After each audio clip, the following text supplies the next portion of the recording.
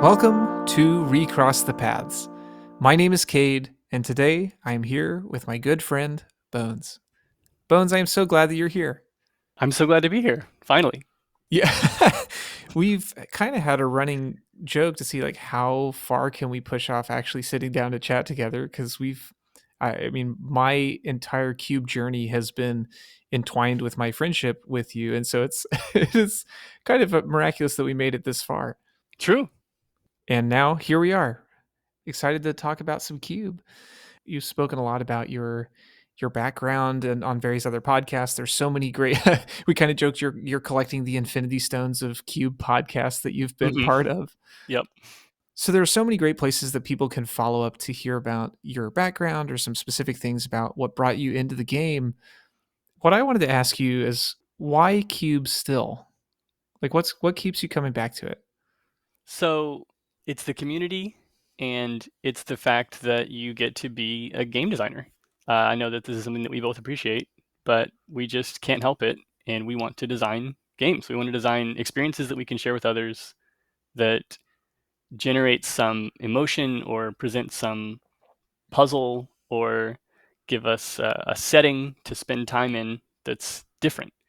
And we do custom design together, and we have in the past worked on numerous projects, but it's so much easier to share cubes, which is the recontextualization of cards that a lot of people already know.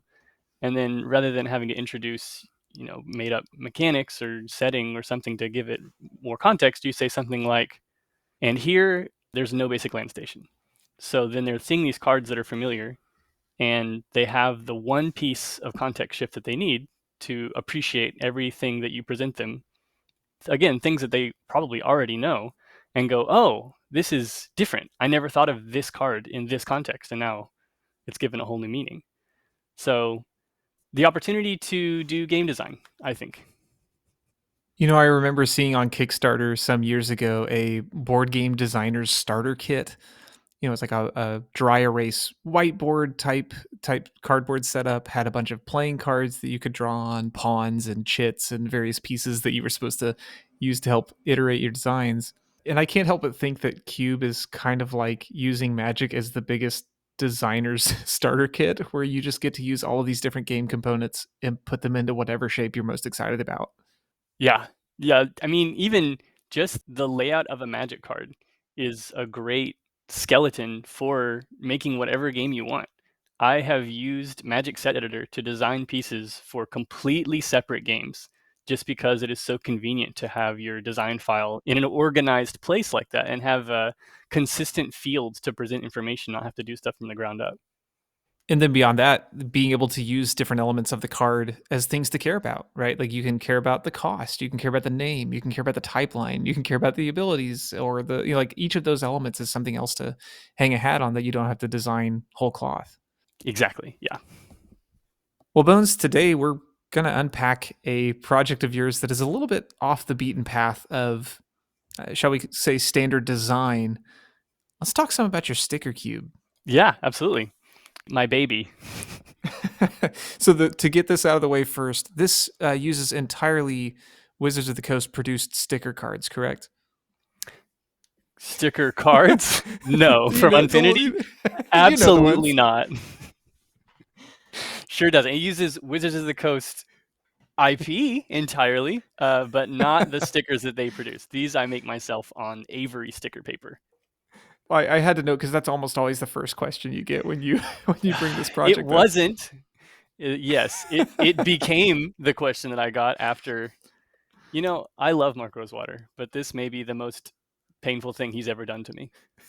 was two stickers. Yeah, was doing stickers, and also to universal disdain, I might add. And then when I say sticker cube, they don't go, "Oh, I know stickers," like with any optimism. They're like, "Oh, like magic stickers?" Well, as Mark has talked about, you got to take big risks sometimes. And yeah, when the biggest challenge of a set like that was trying to figure out the right adhesive to print that wouldn't melt in card packs, like that says something. Yeah, danger ahead. So your sticker cube, give us the overview of what that looks like, and then we can dive into how that came about.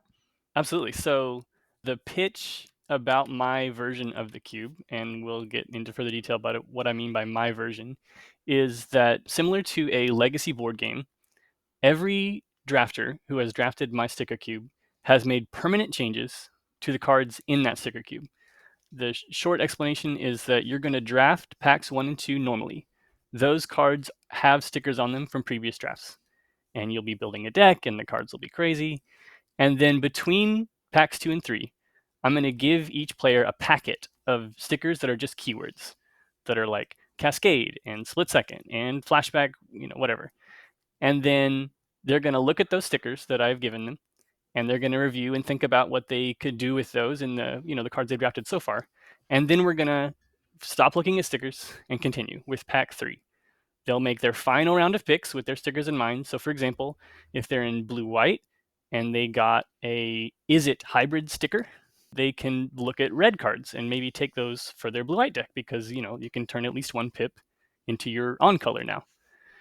And then finally, during deck construction, they're going to place 8 of the 12 stickers I gave them onto their cards permanently. The cards will be forever modified in this way. And later, the winner, whoever goes 3-0, is going to retire their cards that are at the limit. But that won't be all their cards. That'll just be some that they've picked that they didn't do anything to. It'll be some that they put at the limit. And they're going to sign their favorite one or whatever one they had that felt the most important to them. But something that they did will still live on in the cube. And so, in that sense, even after 15 drafts, everyone who's ever drafted it still is having an impact on everyone who will ever draft it again. You mentioned when some things get retired. What happens after that? How do you refresh the cube? So typically, whenever a card gets retired, if it's a card that I like a lot, that was serving an important function, or that has a lot of good synergy with the keywords that I have available in the current set, I'll just replace it with a stickerless version of that exact same card. So for example, the card Blaze, which is just red X damage to any target, has been in the cube probably 4 times at this point, because it's just a very good card to put stickers on. And then it gets too many, and then it wins, and then it gets taken out, so I have to put a new one in. And there's nothing like as clean as Blaze that I'm going to be able to put in. It's just so good at what it does. So on those kinds of cards, I will put in a stickerless version, replace it exactly same card. Other cards, I find opportunities to upgrade, or it didn't play exactly like I wanted, so I put in some other version. And it happens more and more rarely these days, but WotC does still put out cards that have room in blank space for stickers. That's a rule of mine in my version, is that I don't want my stickers to cover any text, even flavor text, if possible. I want the cards to actually have the blank space that keywords could occupy. So I collect those versions of cards, and WotC gives me probably 4 or 5 a year that are good candidates that have the blank space that I want for keywords. Yeah, your all stars are like Portal or Starter 99 or Oh lots of yeah. core sets. Oh yeah. Those are the gold mines. Well, let me not get us too far ahead of ourselves. How did you come to this idea? Because this isn't the sort of thing that you just wake up one day and go, you know what? I want to stick Phyrexian mana on giant growth or whatever. No, absolutely not. So this idea, I know that I became aware of it pre-2020, because our first draft was in like January 2020, or maybe the very end of 2019. And then we didn't see each other for a while, but we did get this one in under the wire. And the article that I see quoted most commonly is called The Magpie Cube by Jay Dragon from 2022. Yes. But this was certainly earlier than that, when we actually started. So this concept has been around a long time. There has been articles on now defunct sites about this kind of thing. There's been versions of this that are not on sticker paper, that are just like actually cutting up cards and gluing them together. Yeah, that was certainly part of the Magpie process in that project. Yes, and there's some versions that we'll call it like Cube Legacy, which is very difficult to Google if you're searching for Cube Legacy, not Legacy Cubes. Further argument for calling it Eternal, just saying. Yeah, yeah. There's a ton of versions of this. I'm certainly not the first, not by a long shot. But what a lot of those versions would do is do things that I just didn't consider super clean as far as design or structure. So I wanted something that I could easily reproduce, I wanted something that I could iterate on. For example, my current version, whenever I print out my sticker image, it gives me enough for exactly 4 drafts. So it's 3 sets of keywords, and that's 3 drafts. And I'll have leftovers every time because, as I explained, you don't use all the stickers that you're given. And then that's our 4th draft. And that gives me information on what keywords were the least popular in that 4th draft. And then when I go to reprint, I can do a little bit of updating, like here's the new keywords that have come out, here's the keywords that I want to cycle out. And that gives me opportunity and like a natural breakpoint to make changes for the next set of 4 drafts. I also wanted the right font and size on my stickers. That was really important. Some will have it, I don't know what programs other people use to produce it, but I was using Magic Set Editor. And some of them in these other examples that I've drawn inspiration from, they don't look exactly like Magic keywords, and that's not what I want. I want it to look almost like this could have existed, even though if it's a monstrosity on power level. Yeah, like Times New Roman or Comic Sans just don't translate the same way. Yeah, exactly. And some of them will also do a bit more complexity than I want. So there could be, for example, a sticker that says like angelic, and it makes the creature an angel, and it makes it have flying and vigilance and +2/+2 or something like that. And you have to refer to this booklet of things that are unique about this, whatever this special sticker is. It has like a whole definition of and swath of things it changes. I've even seen stickers that cause the color to change from what it actually is, just based on what the sticker is. So I do give my players a reference sheet, and it is color coded for their convenience. So like you can't put flashback on a creature, for example, or first strike on a spell. Yeah, color coded by what the sticker can be used on, not like by the color of the effect or anything. Because stickers can go Exactly. on anything that they belong on. Yes, and it's to help the drafter during deck construction. So if they ask me something like, "Can trample go on an instant or sorcery because Mark Rosewater did it once?" No, that's not how the rules actually work. And as much as we are bending the rules here, they are all working within the rules. So my sheets that I give people give a rules explanation of every keyword. But if you know what the keyword does, I'm not changing anything. If you know what shadow does, this is just something for you to refer to if you have questions about the intricacies of the mechanic. I didn't make any changes to it. I do have some slang mechanics that WotC uses, like nimble, for example, didn't get actually keyworded until Mystery Booster, but it's just slang for can't be blocked by creatures with power greater than 3.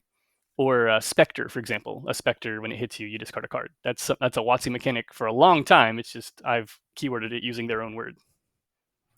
Yeah, and you've mentioned that these stickers are generally keywords. Are they all something that we would associate with being keywords, or does it expand beyond that? There are a couple of spelled out triggers. For example, when this enters, make a treasure token, or it can even be just the text create a treasure token, which you would put on an instant or sorcery. It doesn't do anything if you put it on a permanent spell. And then there are also mana symbols. Like I mentioned the is it hybrid symbol earlier. There's also Phyrexian mana symbols. And my mana symbols have to share a color with what they are covering. So you can't make Lava Axe be white or black. You have to have something in common with it. You can change that red pip to a Phyrexian red, or you can change it to any of the red and another color hybrid pips. Just to make sure that I'm clear on that, so all of the mechanics that you have set up that you can add are things that Wizards of the Coast has already produced on a card somewhere. None of these are custom mechanics. Some versions of this have included custom mechanics, and I, in my iterations, like I mentioned, have been pruning them out more and more and more. Players, I think, have enjoyed recognizing what I'm referencing whenever I have things like Spectre or Slith, which is also the vampire mechanic from Innistrad, where it hits an opponent gets a plus counter. That's just slang. Slith like was an actual creature type from Mirrodin block, but Yeah. yeah, they've never actually keyworded it. So I mean, I've just taken that one extra step, and if you know the word, if you know the reference, then you know the reference. But I have found over the course of these drafts that as much as it's fun to put in fully custom mechanics about things that WotC might do, it's plenty of space to play within just to use actual mechanics and slang and not need anything more than that. You noted some of these stickers that adjust the cost on cards. Having explored a couple of other versions of sticker cubes, a lot of the most, shall we say, the most powerful versions that people have put together tend to skirt costs or let you adjust numbers or mana costs in some way. Hmm. Why have you chosen to avoid this? Well, a famous example that I have seen on other versions is using the mana symbol stickers to replace any cost. And the example that I give every time, if I'm explaining this to someone else, is I saw an Ulamog's Crusher that replaced the 8 mana symbol with a white mana symbol. Oh, And turn one 8/8 Annihilator is not good. I don't I don't know what to tell you. This isn't anything clever. This is just going to need an immediate removal spell, or congratulations, you won the game. Like I don't know what we're doing here. So I have some extremely powerful cards in my cube, but I don't have shave 7 mana off of a card that was still good in the constructed format Pauper. do you think Phyrexian mana kind of brushes up against that, or do you think there's still space from that being too powerful? I think it trends that direction, certainly. And as Wizards has discovered themselves, replacing the only mana cost in a spell with the Phyrexian symbol is extremely powerful, especially on effects like Force Spike, for example. One of the best cards that has been retired was a Phyrexian blue Force Spike. So I do think it takes a step that direction. I hope that it doesn't actually brush up against this is too powerful to be reasonable at all. One of the things I've said, I guess, full disclosure, this feels like the radio spot where it's like, by the way, I'm sponsored by this. Like, no, full disclosure, I have played this cube a number of times. It's just a wild experience. I've described it as what people think vintage cube is like if they've never played one. Hmm. It is shockingly high octane. Can you speak a little bit to the power level that players would expect after a draft of this? Absolutely. So, some examples of some early winners. There was the Phyrexian Force Spike, which I mentioned. I use that in a red-white aggro deck, and that Force Spike also created a food token. So my red-white aggro deck would just curve out insanely fast. It had some like Hordling Outburst with rebound type thing. It could very quickly fill the board and start pushing you. And then if you tried to respond to anything with anything that was kind of a sweeper effect, if you tapped out, like too bad, you didn't predict that this red-white deck was playing Force Spike. Gotcha. And made a food token. It even refunded its mana cost of 2 life. So that's one example. Yours is one of the more famous examples that I give is a Phyrexian Dark Ritual with a Mass 2, giving you access to 3 mana for no mana and a 2/2 body. Yeah, I did do that. My story with that one that I love to tell about this cube is that on an opponent's turn one, they played an island and passed, and I had to stop them and say, "Well, on your end step, I'm going to cast this dark ritual to flash in a vampire Nighthawk, which had been granted flash, and the Slith ability that you mentioned earlier. So I got to untap into 4 power, two of which had lifelink, and the ability to grow on my turn one. Yep. Before even playing your first land. Right.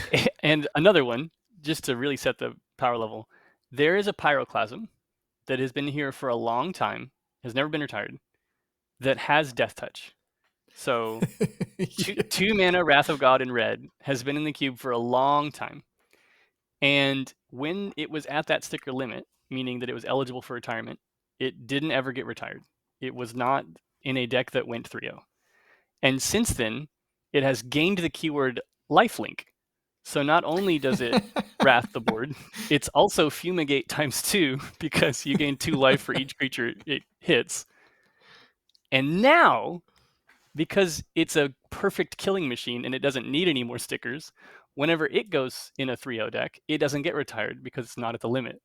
So that's kind of like the staple power level of the format is that you can expect to be playing around 2 mana Wrath of God that gains you 2 life for each creature, and that's not always the best card in the cube. Which is hilarious. Hmm. So yeah, talk a little bit about the sticker limits too, and how you worked into that space. Oh yeah, so that is something that I definitely referenced and did not cover. So I didn't want to burn my players' brains.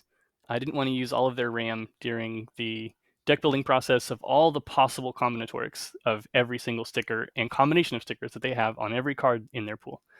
That's why I don't give them the stickers until between packs 2 and 3. And that's also why I instituted a sticker limit that we very slowly increment. So the very first draft we did of this, nothing had a sticker. It was like a core set cube. It was extremely low power. And then I'm going to give everyone a packet of stickers. And I don't want them to think about all the options for all the cards in their pool. So the sticker limit in drafts 1 through 3 was one. You can put one sticker on each card. And another rule that I've added is that rares are already powerful, and they have a sticker limit that is one lower than the current sticker limit. So for those first 3 drafts, commons and uncommons, the sticker limit's 1. Rares, the sticker limit is 0. So you weren't putting anything on Earthquake. Earthquake's already good enough. You don't need to put anything else on it. Can't buff up Might Evokes. Yeah, exactly. Might Evokes is great already. Put it on your fencing ace and go to town. So players were just thinking, what is the one sticker that would be good on the cards in my pool? And then that's all they had to think about. They didn't have to think about any more than that. And then starting drafts 4 through 6, we're easing into it. The sticker limit is 2. So now rares can have stickers for the first time. And you're just thinking about, again, your pool at this point mostly has cards with one sticker on them. They've spread very quickly throughout the cube because of the process of 8 people adding stickers. I believe in the early drafts, we also let you do more than just 8 stickers. I want to say it was like 12 or something, maybe all 12, Yeah, it was maybe. it was a much bigger packet back then. Yeah, we wanted to get stickers spread out very quickly into the cube so that, like, we can get to the action. So then drafts 4 through 6, sticker limits 2. And then drafts 7 onward, and that's the present day, the sticker limit for cards is 3. For rares, it's 2. And then for special cards that are just vanilla, I've Sharpied a little +1 at the bottom. So some of my favorite cards, like from Portal, Devoted Hero, or the infamous Stormcrow, Goblin Cavaliers, they have a little +1 and they can get an extra sticker. So when Stormcrow gets retired from this cube, it's because it has 4 stickers on it, and it's some monstrosity. I think does the current iteration still like prowess, lifelink, and something else? Maybe like an unleash or something like that. It's something heinous like that, but I can tell you that we do have a retired one that I'm looking at right now, and this may be what you're thinking of, is Prowess 2, so Prowess, Lifelink, Fabricate 1, and Ward Pay 2 life. Yeah, that's the one. That's the Stormcrow I remember. Yeah. Yeah, that one bit the dust. I want to draw attention to something you noted here, and I appreciate that the process of putting these sticker limits in place is in a way to serve the players, like reducing that mental load. You think about what it takes to engage with any sort of context shift environment, and this is, in spite of being all familiar mechanics and in some cases simple cards, this is a huge context shift in a lot of ways. Yeah, absolutely. And that's kind of another thing when I was distilling the version that I wanted this to be from among all the options that reading these articles and stuff had given me, was that I don't want you to have to think about cards being stickered during the game, which is something that is in some versions, like stickering the opponent's card with downsides or giving the loser the opportunity to add more stickers. Like, we're going to add stickers one time, and then we're going to see how our monstrosities match up. We had a Frankenstein contest, and now let's see whose monster can punch the hardest. And that's been a lot of iteration and things since then. So I have cut mechanics like multi-kicker, heroic get a plus counter. Infamously, I mistakenly thought Gravestorm was a good idea, and uh, Yeah. the first card in the binder is Gravestorm Lava Axe, which was made by, I believe, Logan Morris. Shout out, Logan Morris. Hey, Logan. And it has one sticker, Lava Axe, normal Lava Axe with Gravestorm. You just copy it for every permanent that was put into a graveyard this turn. And it turns out that when you attack with 3 Goblin tokens and they block those Goblin tokens, you can just deal 20 damage to them. Not good. Not cool. Do you want to tell the story of how that got removed from the cube? I'd love to. So we know this is a problem after the first draft, but cards can't be retired yet. This happened immediately, and in draft 2, they're not supposed to be retired until draft 4, I think, is the first time that we're doing retirement. Because Mhm. again, we want to have stickers throughout the environment to, like, kind of get them all spread out.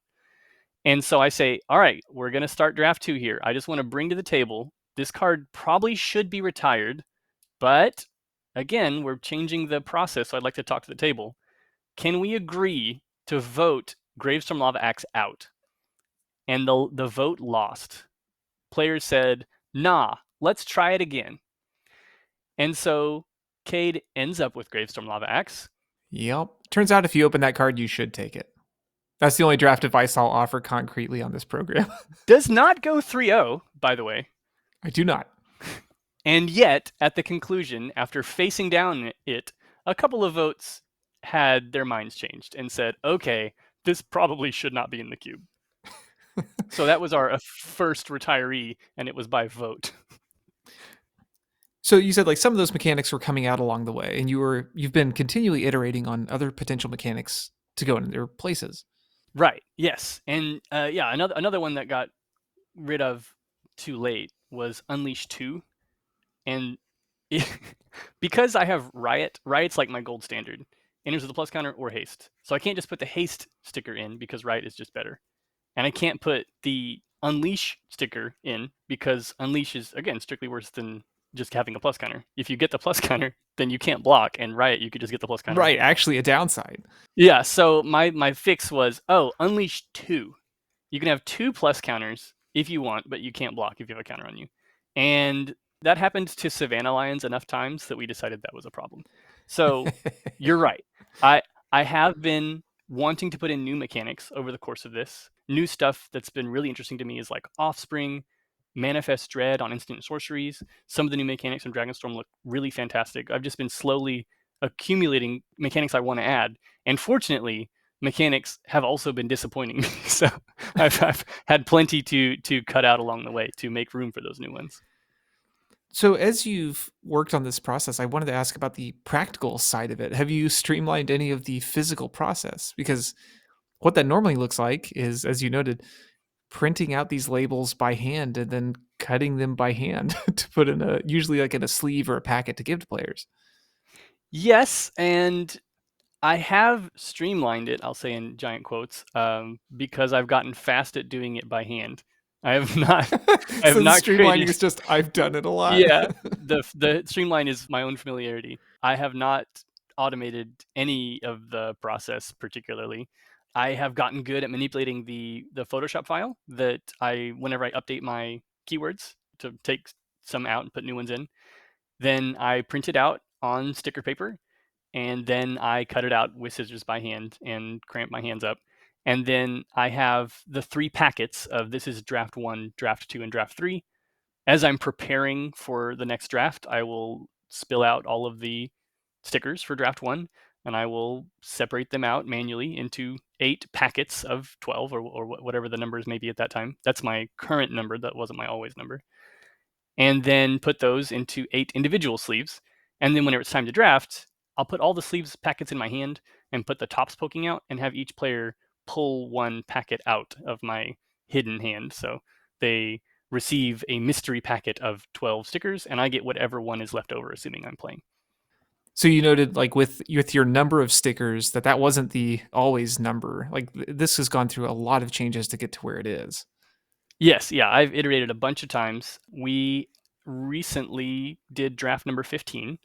There have been a total of 67 unique players through the cube, and we're up to 176 retired cards that are in the Hall of Fame binder, never to return.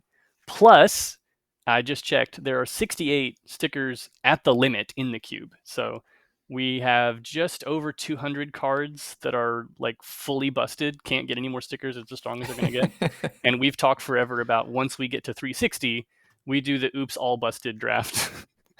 Yes. That's just pure broken cards, and we don't even add any stickers. You just play with all broken cards. Do you track other cubes that you do this way? Because that's a lot of really precise data.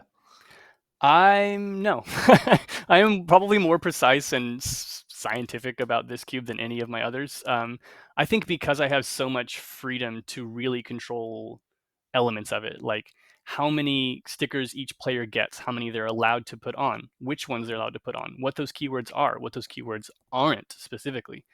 And yeah, just getting really granularly to this is the experience that I'm wanting to cultivate. I don't want people to have too many options. I don't want people feel like they don't have enough options. It has gotten very, very honed in after this many drafts that again I have this much control over. In that spirit, what else have you felt like have been critical changes to bring it to the version we're currently working with? So I'm going back to the mana symbol stickers. I thought at some point that it would be cool to change the mana production. I don't know why I thought this. And so I had Phyrexian mana symbol for costs and the hybrid mana symbols for costs. I also had Tubrid mana symbols for costs, which I've waned on over time. I think that it's pretty intuitive, but it's not as good as Phyrexian. Like, it's in the same, I suppose, vein as Phyrexian, but paying 2 generic mana for a Llanowar Elf is a completely different outcome than paying Phyrexian green for a Llanowar Elf. Hmm. Or the hybrid fix too. Yeah, exactly. It's not one that I've completely soured on as much as the solid mana symbol. The solid mana symbol was only for mana production. It was unnecessary complexity. And I thought, for some dumb reason, I was like, wouldn't it be cool if Llanowar Elves tapped for white, like Avacyn's Pilgrim? I don't know why. I thought that was cool. And The, then yeah, we have, sorry, you're going to tell the story I was about to ask about. yeah, Yeah. we have the duels in the cube that produce one of two colors of mana, the like Dominaria duels. Wouldn't it be interesting if you changed your red or white duel to a red or green duel? And then some clever player Shout out Logan Morris.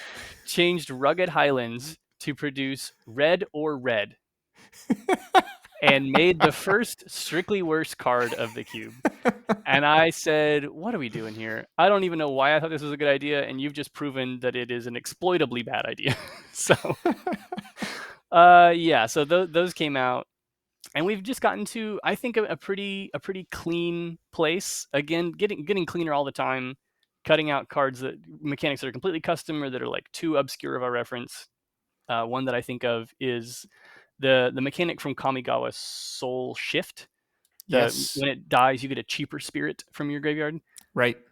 I was just thinking like, oh, well, just it's kind of like a changeling version of it. You just get a cheaper anything, and it just hasn't played clean. And like, I can't use it. I can't say exactly Soul Shift because it's not exactly Soul Shift. I've thought the same thing about modular. Let's put modular 1 on things, and it just makes it work for anything, not artifact creatures. But when it dies, you can move its counters to another creature. And again, like, is this worth the complexity of saying modular asterisk? Treat its target as though it were an artifact creature. I don't know. And just getting to Yeah. a very clean place where if you know a mechanic, like if you know flanking, you know flanking. I'm not going to add any additional mental load. This is what the flanking sticker does. If you want to know what it does, you can refer to this sheet if you've never seen it before. If you know what it, if you do know what it does, you're all set. Another thing that I've done, just in the topic of fixing in current versions, I recently changed out a bunch of cards because I know the fixing isn't very good here. I changed out a bunch of cards into extra copies of Evolving Wilds. So sort of like Anthony's Prismatic Vistas in the regular cube, there's now like 10 Evolving Wilds. And the cute thing is that over the course of the drafts, they will eventually be different cards because I have effects that make, create a treasure token or create a clue token or whatever as your ETB effects. Famously, I have Undying, which is particularly good on Evolving Wilds. Yep. As I recall, there's still an Evolving Wilds that produces a treasure and has Undying. That I retired. Okay, yeah, reasonably so. It was as bananas as it sounds, because you play it, you get a mana, you ramp, it undies, you get another treasure, you can ramp again, and so you have produced 2 mana now, and you have 2 more mana for the next turn at the cost of your land play. Pretty good rate. It says decent. It's decent. You know what's funny is you mention a card like that and that level of power, and you think, well, that's got to be the most broken thing, and it's not even close. Nah. Another point of comparison for power level, and since we're on the topic of mana, is Tormach's Crypt. I have the keyword Paradise, reference to Birds of Paradise, that is just, this permanent has tap, add 1 mana of any color. And so, of course, that has found its way onto some 0 mana artifacts, like it should. And so Tormach's Crypt is one of the best cards in the cube, and it's just strictly better than any individual Moxen. Yeah, and it's so funny because that's just one sticker. So that one, as an uncommon, can have 2 more effects in addition to that. Yeah, sure can. What do you imagine is next in the development of a project like this? 15 drafts in, which is more than many projects get. So for a long time, my goal was just to have, I wanted to take it with me to different places and have those communities draft it. And I've been lucky enough to do that several times. I've had it drafted at 2 KubeCons, I think, maybe all 3 KubeCons. Certainly at least 2 KubeCons. I've had it drafted in California. I've had it drafted in Pittsburgh. And so that was like getting little bits from other communities that I visited and being able to bring those back to Tulsa and be like, yeah, that combination was done by someone who you will never meet, and yet you are going to play with that game object, and it's part of the history of this cube. I still enjoy that. I've gotten it through a lot of communities, and I've had my interest shift to other projects that I want to take with me to the places I visit now. But I think long term, that's still something that when someone says to me, I've still never gotten to draft your sticker cube, it does kind of become a goal for me to go, oh, I've got to get that person through the sticker cube. I imagine it's kind of a similar feel when like when somebody says, "Oh, I've not drafted 100 ornithopters," like for Andy, right? It's like, oh, it's this kind of unique experience in a way that you want to bring people into. Yeah, that's true. And in that same vein, I do encourage everyone I can to make their own. This is something that I provide as much resource and assistance toward people who want to do it, who want to do their own, who want to copy it, as possible. I have my spreadsheet on the public Google Drive. I have my keyword sticker sheet. If you want to change the keywords, you'll have to modify the image yourself, but the Excel file is already set up for you to change whatever you want. I have my Scryfall list for my original list, although I don't encourage people to copy that. I think that the best thing you can do with your own version of this is to go through bulk. Get stuff that you can get for free, that you already have, that you can get extremely cheaply, and just start upgrading it. It really doesn't matter what they are. Some of the most ferocious cards that have ever been retired from the sticker cube started out as a 1/2 for white with no abilities. Yeah, do you have any particular advice for folks who are thinking to make their own sticker cube or something like this?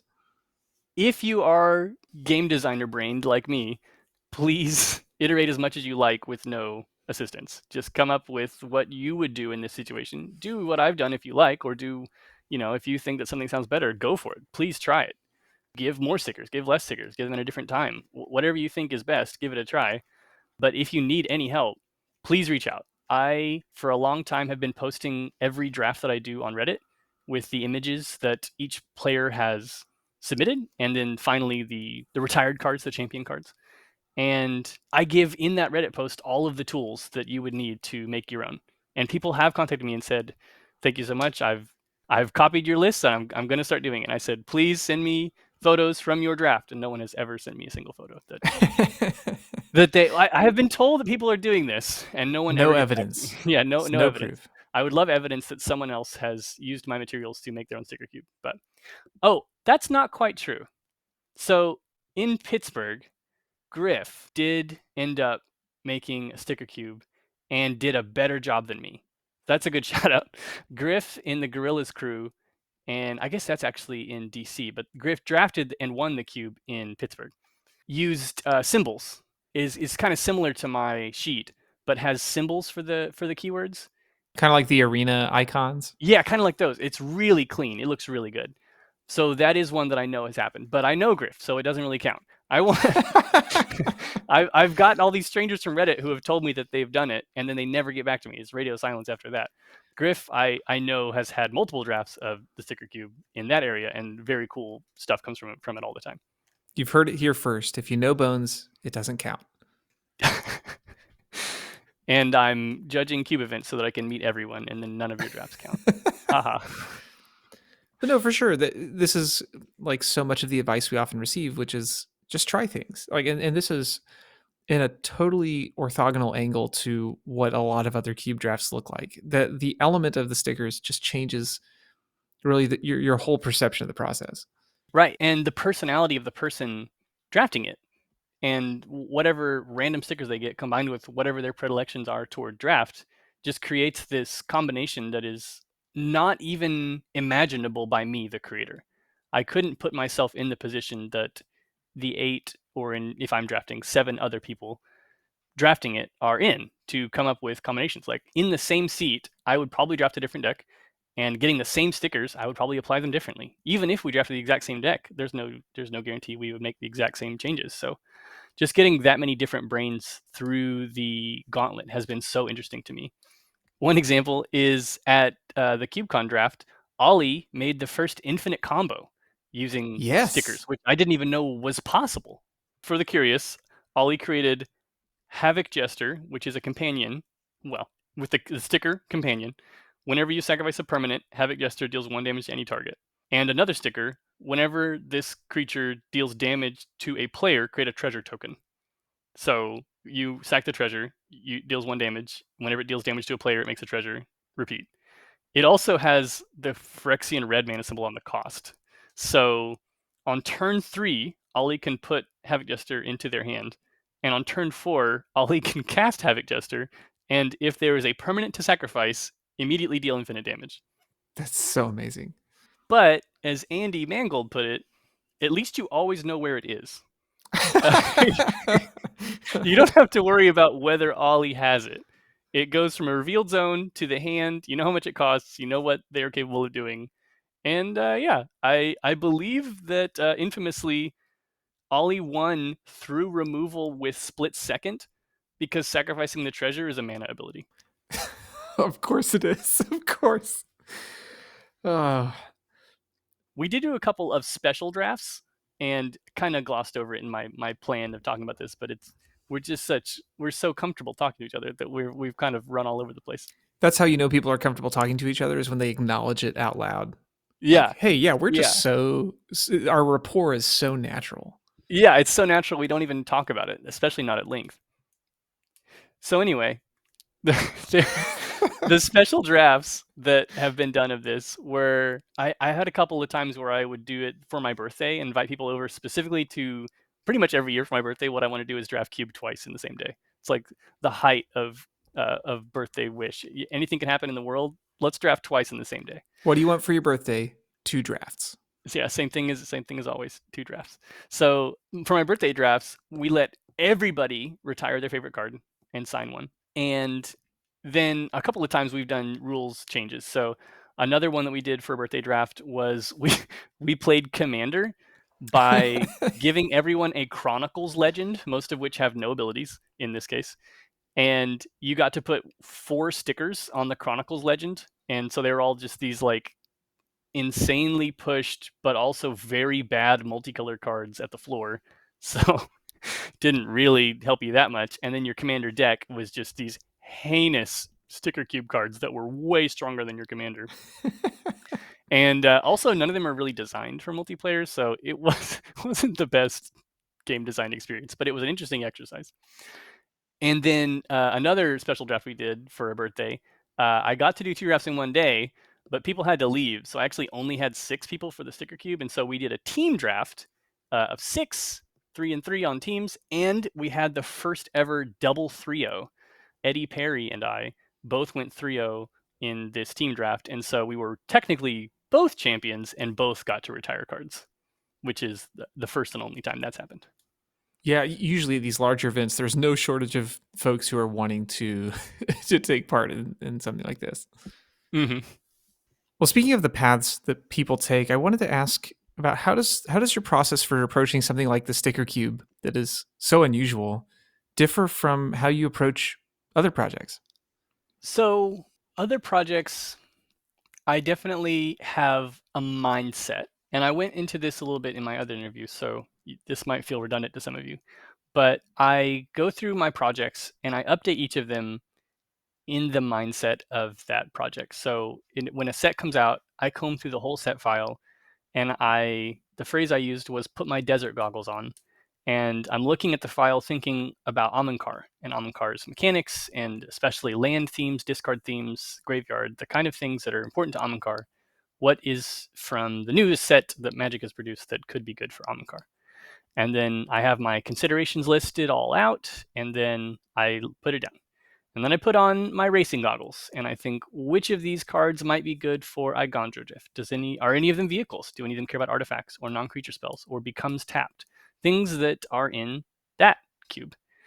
And then I repeat through all of my processes. Are there planeswalkers for World War the Spark? Are there instant sorcery matters for arcane lessons? Blah blah blah. Old border cards for the ancient desert is few and far between. And then lastly, I go and I look at all of the cards that are at common or that have a showcase treatment where it cuts out a bunch of the text that might make sense in the sticker cube. And that is usually very few cards. And then very broadly, I think, do any mechanics from this set make sense as a sticker? So luckily, recently, I've got both Harmonize and Mobilize 1 from Target Dragonstorm. Those seem great. Those seem just so awesome and clean. Always love to see more instant sorcery only mechanics. Those are in a lot fewer numbers than the creature mechanics. And Mobilize just seems really cool. A token that you don't have to track for a long time. And I think noticeably different from the play patterns of Fabricate in a hopefully equivalent but still cool way. I will say I hope that we get to see Harmonize with Harmonize at some point. Oh yeah, that would be really fantastic. So yeah, that's the kind of thing. Whenever a new set comes out, that's like my continual process is what are the mechanics? And when I'm looking at a cube like Amenkar, I'm thinking, is it going to be confusing to add one omen to this cube? And that's the way I'm thinking of the mechanics. If there's something that's particularly parasitic or perhaps singular is the more correct word, like rooms. Is it going to be weird to add one room to this cube? And then if people have never seen rooms before, will they understand how they work? Maybe it's best to avoid the mechanic entirely. Versus in stickers, I'm just thinking, how much design space is on this keyword? And could I put it on simple things like lightning bolt and still be a compelling mechanic? Or is it something that is kind of built around and doesn't make sense in a vacuum? So does Sticker Cube for you, being this kind of legacy community experience that you're carrying with you, does this feel like, I don't know, like an escape from public scrutiny compared to some of your other high profile projects like Amenkar or the Museum of Modern? Maybe.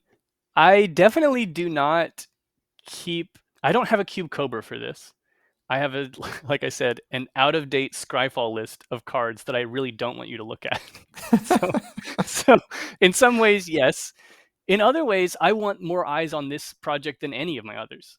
Like I said, I want everyone to see it and go, yo, we need one of these for our Cube Night. And then I want your community to all be involved in having this process built together. Because it's one thing to be a cube designer locally that creates experiences that the other players in your group get to enjoy. It's another thing to create a process by which all your players get to be game designers a little bit and then have those personal stakes in an ongoing project that they can point to and say, I made that, and now it's going to live on and others will play with it in the future. It's powerfully inclusive for sure. That's the hope.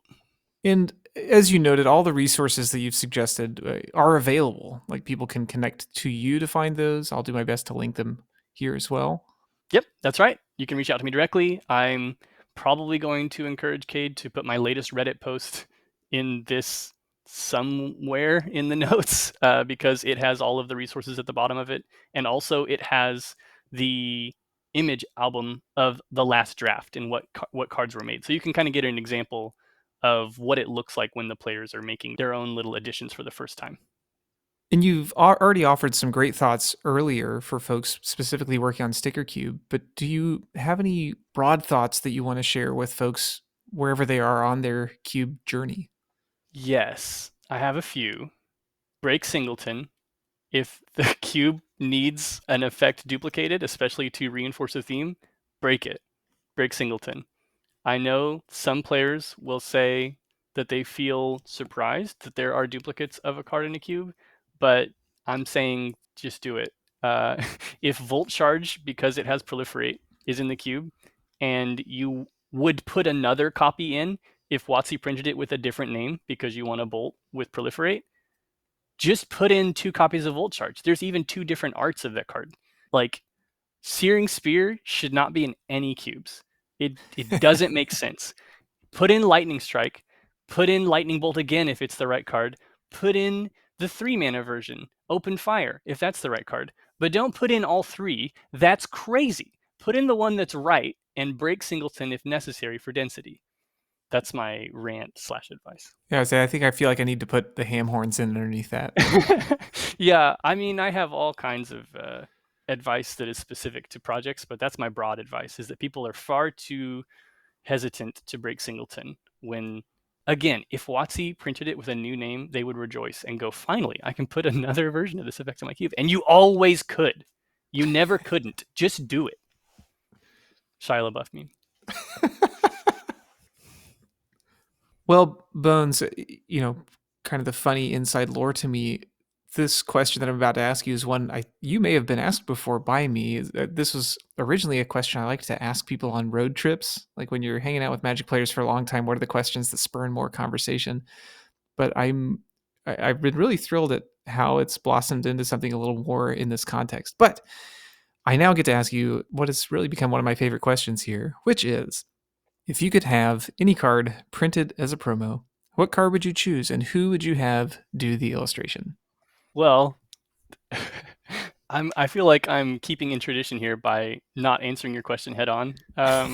From the various answers of artists that are not alive to Yeah, artists that do not work on Magic. you have to explain how you're breaking the rule or why it doesn't fit the mold Yeah. before you do it. So yeah, let me just give you a longer answer. So part A is Astrid Peth. I love that card so much. I'm on record loving that card as every chance that I get to the Tiny Titan depicting Kylie Minogue from Doctor Who is a wonderful card. I would rather it had different art than her fighting like alien spinning discs in a Christmas special as a French maid. Any other Yeah. art would be great, as much as I love Kylie Minogue. So I would love that to have new art. Perfect window. But the artist is where my answer is going to be very long. I'm an art guy to some degree. I married an artist and I love seeing art and visiting art museums. So I will give you a long list of the Magic artists that I would love to have do this, and then I'm going to continue and name non-Magic artists. So some of my favorite Magic artists are D. Alexander Gregory, Dieter Lisi, Rebecca Gay, of course, Tran Nguyen, Svetlin Velinov does Incredible Goblins, although maybe not a great Kylie Minogue. Jesper Acing, Wayne Reynolds, the greatest from Pathfinder, Benjamin E., who I followed since I thought it was pronounced Deviant Art, so a long time ago. Jason Rainville based the Professor of Symbology art on Norman Rockwell, who is my all-time favorite artist. And to that end, I'm also a huge comics nerd. And I have some just absolute favorite comic artists. And that's where my actual answer is going to be. So some of my favorite comic artists, for those curious, Alex Ross is legendary, of course. Isad Ribic did Secret Wars, and that's one of my favorite comic runs ever, and just does a really wonderful style for that whole run. Julian Totino Tedesco did a run of Thunderbolts covers, which are just amazing. Mike Del Mundo, the same, did a run of Elektra in that same time period, and Weird World in the Secret Wars run. And Nick Dragata does East of West, and that's another one of my favorites. So here's the answer. We've wrapped it all the way up to I'm actually answering your question now. I will say that this feels like one of those YouTube countdowns of like, you're never going to believe number 7. You're It's never like, going to believe the actual number one. And that is Mattia de Iulis. And I don't know if I'm pronouncing that right, which is a real shame. But Mattia de Iulis is doing the current Absolute Wonder Woman run, at the time of recording, the current comic run. And the way she depicts Diana, Wonder Woman, is just stunning, incredible. And that is who I would want to depict the new version of Astrid Peth. yeah, and I know you've had a background in comics. We've talked some about that and how I wouldn't know where to begin, and you had just a ready list of profound recommendations. But this is really cool to see, and Mattia has done a number of other things already too. It looks like the catalog spans back a number of years, but it's great that they're still working on new art. Yeah, if you just Google Mattia de Iulis and then add Absolute WW for Wonder Woman, Absolute WW, you'll see what I'm talking about. She looks so powerful and capable and also imposing and majestic. It's just so good. That's what I want my Astrid Pest to look like.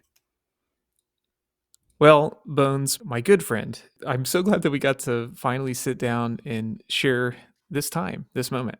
As you suggested, folks have probably heard a fair share of some of the things you're working on across the internet. You've been on all sorts of Cube podcasts and some non-Cube podcasts, and you have projects that have spanned the gamut. But if people want to follow up and get in touch, where should they go?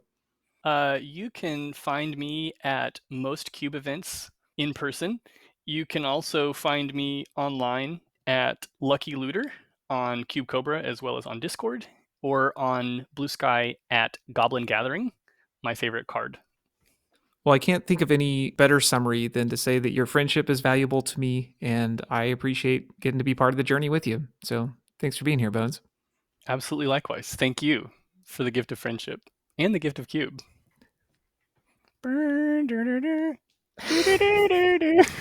Tried to do your trumpets. Close enough. We'll take it.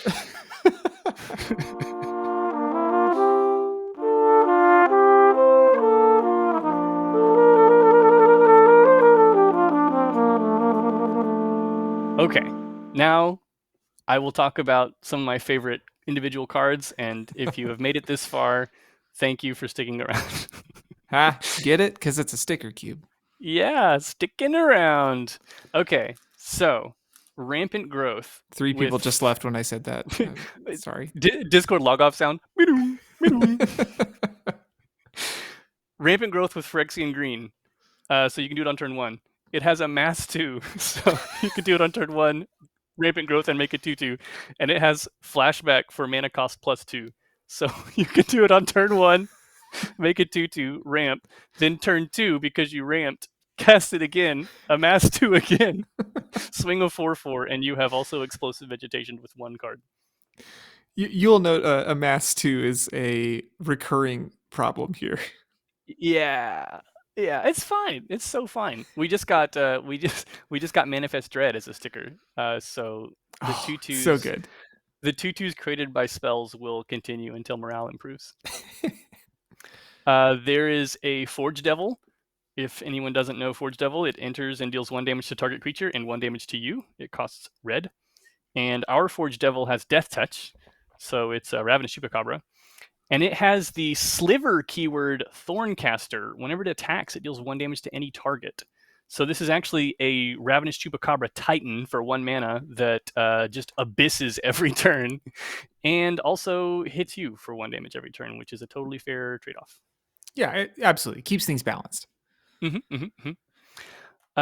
Speaking of the team draft with Eddie, Eddie's retired card that was signed was a Blaze. Again, a reference from earlier, just red X damage any target.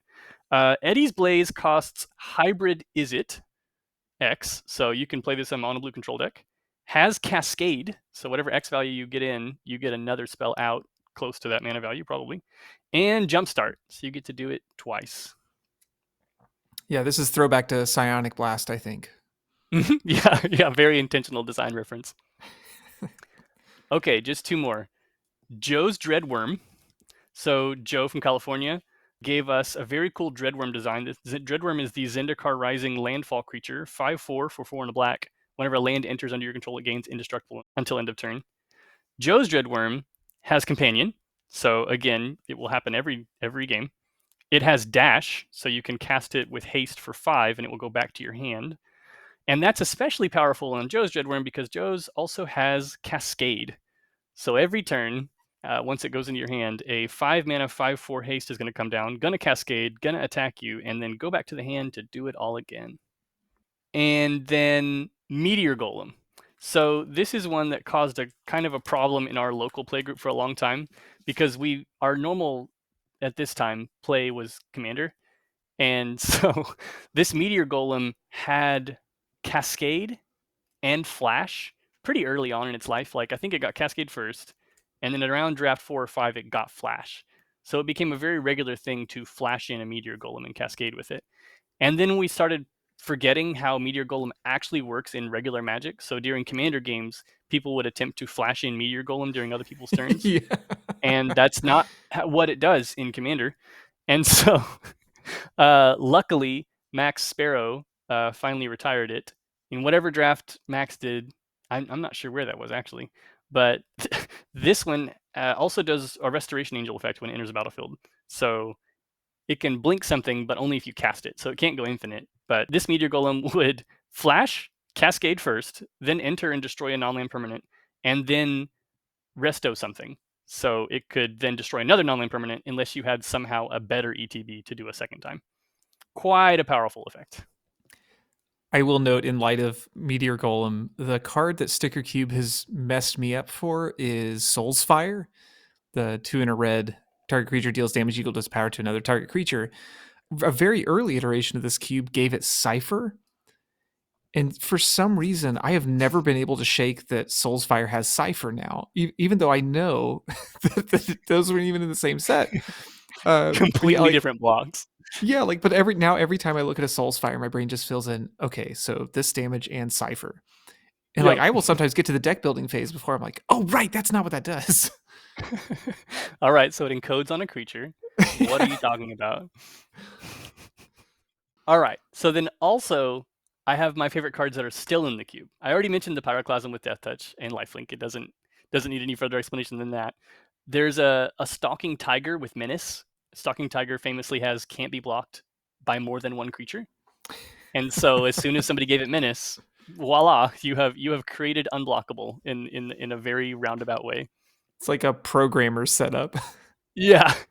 There's also a Turn to Frog that just got Manifest Dread recently, which I think is so clever because it makes their attacker a 1/1, and then you create a 2/2. We've made Blue Doomblade the thing you're not supposed to do. Finally, they weren't brave enough to do it. I I also added Prototype after Brothers War, and my version of Prototype is basically Morph, so you can put it on anything, and for 3 generic you get a 2/2. And a version of a creature. So the first thing that was put on was Kamal Pit Fighter. So Yep. instead of a 6/1 haste for 6, you get a 2/2 haste for 3 generic that can tap to Lightning Bolt. Pretty good. But not as good as Phantom Tiger. So for those who don't recall the phantom creatures from Judgment, I think. Judgment, yeah. They enter with a number of plus counters and they have 0 toughness. And if damage would be dealt to them, you prevent that damage and take a plus counter off of them. But it's not worded like the new effects. If they have a counter, take a counter off and prevent that damage. It just says if it would be dealt damage, prevent that damage and take a counter off. So when you prototype Phantom Tiger, it enters with 2 plus counters and is a 2/2 at the base. So it's a 4/4 for 3. If it would take damage, it loses a counter. And when it loses its second counter, it just doesn't take damage anymore. It is a 2/2 that prevents damage that would be dealt to it. And that's pretty nuts. It also has Provoke. So it's probably going to annihilate 2 of your creatures before getting to this 2/2 indestructible state. Welcome to Sticker Cube, folks. Welcome to Sticker Cube. And that is perhaps too slow to be Yeah. viable in this format. It's so funny, right? Because if you're hearing this for the first time and you're probably thinking, that sounds wild, you have to remember that this has to compete on the same axis as a Raging Goblin with Unleash 2 or Riot and some other like life gain keyword. This has to be pretty rough to hang. Yeah, Sticker Cube, the whole night, the draft and stickering process takes as long as all 3 rounds. It is an equivalent amount of time to play out 3 rounds of matches and also get through the whole reading every card, learning every sticker, and then applying stickers yourself process. It takes about the same amount of time as a normal cube, but the time portions are completely skewed. Another one, I recently added Demonstrate, which is actually a commander mechanic. Whenever you cast this instant or sorcery, you can have an opponent copy it, and then you get to copy it again. In Commander, this lets you do some political things where, I'll Beast Within, and then you can Beast Within something that's not mine, and then I'll Beast Within again, and then we can politically outplay our opponents. Well, in 2-player, you kind of have to figure out what makes sense to let your opponent copy that you are going to get another copy. So the best one I've seen is Innocent Blood. Each player sacrifices a creature because the Demonstrate copy is mandatory. So you can have each player sacrifice 1 creature, or you can force the opponent to copy it and you get another one. So each player sacrifices 3 creatures for a single black mana. Woo. And last one, because it highlights the importance of sticker location. There's a Harmonize currently in the cube that has, before the words draw 3 cards, surveil 2. So you get to do that first. And then after the words draw 3 cards, learn. In my version, every instant sorcery is considered a lesson in your sideboard. This was long before arcane lessons. I just didn't want to have to also make a lesson sticker to go with learn. So I just, house ruled it. Instants and sorceries are lessons here. But if you don't have an instant sorcery that you want from your sideboard, you can discard a card to draw a card. So this is just really highlighting the importance of, if you had put Surveil 2 after the draw 3 cards or learn before the draw 3 cards, it would be worse. But, the way that it has come together, it's the best version of the effect that you could have. You Surveil first, then you draw, then you may discard one of the cards you drew to draw another card. Yes, this cube not just for creature enthusiasts, to be clear. Yeah, yeah. The spell sickos are welcome here as well. And finally, there have been a few interesting mistakes on sticker placement. So that's like a best case scenario, is when you know exactly what you want to do and you're taking full advantage of the potential of the card. Some people have done things like give Shivan Dragon Transfigure, which is a future sight mechanic that you can sacrifice the creature to tutor up a creature with the same mana value and put it into play. And I ask you, when would you want to sacrifice Shivan Dragon from the battlefield for a different 6-drop? Only if that 6-drop is an infinite combo that wins me the game on the Yeah, spot. pretty unlikely. And the other one was a clone that was given an ETB trigger like create a food token. Well, if clone enters as something else, it will not have the ETB to make a food token. So your options were 3 in a blue, make a food token, or 3 in a blue, make a copy of the best creature in play. And I know what I'm usually going to do. So in that way, clone kind of feels like a trap, like for some of those stickers. Well, it just takes a little bit more guidance than other things. I do a process where I review everyone's stickers as I'm taking the photo for the inevitable Reddit post. And I will say things like, is this working how you intend it to work? I'm going to tell you how it works. That is one that I missed, that slipped through the cracks. But hopefully Clone's not a trap. And I actually think the current version of Clone is a good example of the potential for certain keyword stickers and combinations. So for example, the current Clone has Blitz. So you can have a regular clone that sticks around, or you can have a clone that, after resolving, gains haste, sacrifice at the end step, draw a card when you sacrifice it. And it also has Unearth. So from the graveyard, you can activate it, be a copy of anything, gain haste, exile at the end step. That's sweet.